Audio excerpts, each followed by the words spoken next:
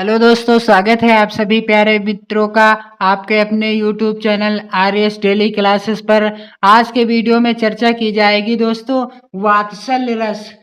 वात्सल्य रस क्या है, वात्सल्य रस की परिभाषा क्या है और वात्सल्य रस का महत्वपूर्ण उदाहरण क्या है, कैसे याद करें, वात्सल्य रस को कैसे याद करें, उसकी परिभाषा कैसे याद करें। आज के बाद आप कभी नहीं भूलेंगे, ये मेरा वादा है, क्योंकि आपका जो वात्सल्य रस है मैं आप सभी के जीवन से जोड़कर पढ़ाने जा रहा हूं।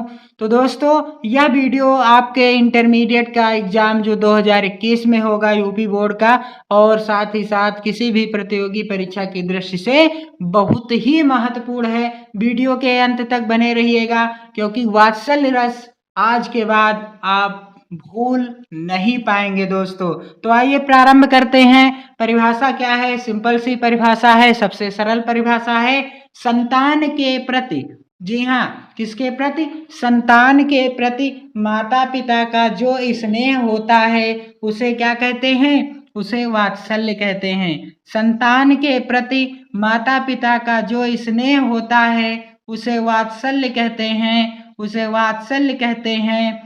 और यही वात्सल्य नाम का स्थायी भाव जब विभाव, अनुभाव और व्यभिचारी भावों के संयोग से रस रूप में परिणत होता है तो उसे वत्सल अथवा वात्सल्य रस कहते हैं। क्या कहते हैं? वत्सल या वात्सल्य रस कहते हैं दोस्तों। संतान के प्रति जो माता पिता का एक भाव होता है, स्नेह होता है, जो प्रेम और दुलार होता है उसी को स्नेह कहते हैं। और जब स्नेह जो होता है और उसी को हम क्या कहते हैं? वात्सल्य कहते हैं। और यही वात्सल्य नाम का अस्थाई भाव जब विभाव, अनुभाव और व्यभिचारी भाव के संयोग से रस रूप में परिणत होता है, बदल जाता है, तभी वत्सल या वात्सल्य रस की उत्पत्ति होती है। और इस रस का स्थायी भाव क्या है? स्नेह है। क्या है? स्नेह है दोस्तों। आइए महत्वपूर्ण उदाहरण के माध्यम से समझते हैं। महत्वपूर्ण उदाहरण क्या है दोस्तों? देख लीजिए, बहुत ही सरल और बहुत ही सटीक उदाहरण है वात्सल्य रस का। श्याम और सुंदर दो जोरी, निरखत छवि जननी तृण तोरी, कबहू उछंग कबहू वर पलना, मात दुलारहि कहीं प्रिय ललना।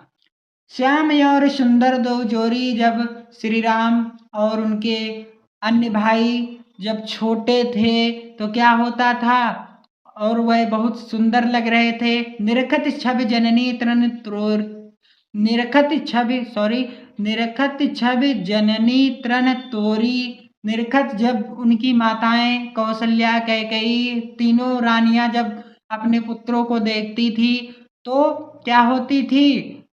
बहुत ही प्रसन्न होती थी। कबहू छंग कबहू वर पलना, कभी उन्हें पलने से उठा लेती हैं और कभी उन्हें पलने में लिटा देती हैं। मात दुलारहि कहि प्रिय ललना, और वह तीनों माताएं अपने पुत्रों को बार बार दुलार कर रही हैं। मेरा प्रिय ललना, मेरा प्रिय पुत्र। जैसे माताएं आपने देखा होगा आपके गांव में, आपके शहर में या आपके परिवार में, कहीं भी आप देखें, जब आपकी दुलारती हैं तो कैसे दुलारती हैं? आपने देखा होगा जब माताएं किसी छोटे बच्चे को दुलारती हैं तो कैसे दुलार करती हैं? मेरा प्रिय पुत्र, मेरा ललना, मेरा लल्ला, ऐसे ही दुलारती हैं। यही जो भाव है, यही क्या है? स्नेह है। जो माता पिता हमसे करते हैं उसे हम स्नेह कहते हैं। और इसी स्नेह से जो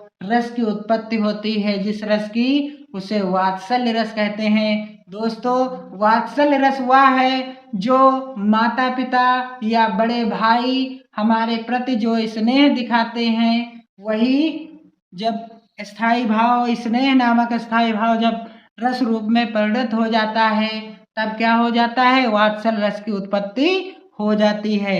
स्पष्टीकरण में क्या है? स्पष्टीकरण में है कि बंधु सहित श्री राम के बचपन का वर्णन है, यानी श्री राम जी के जितने भी भाई थे उनके साथ सभी का वर्णन है।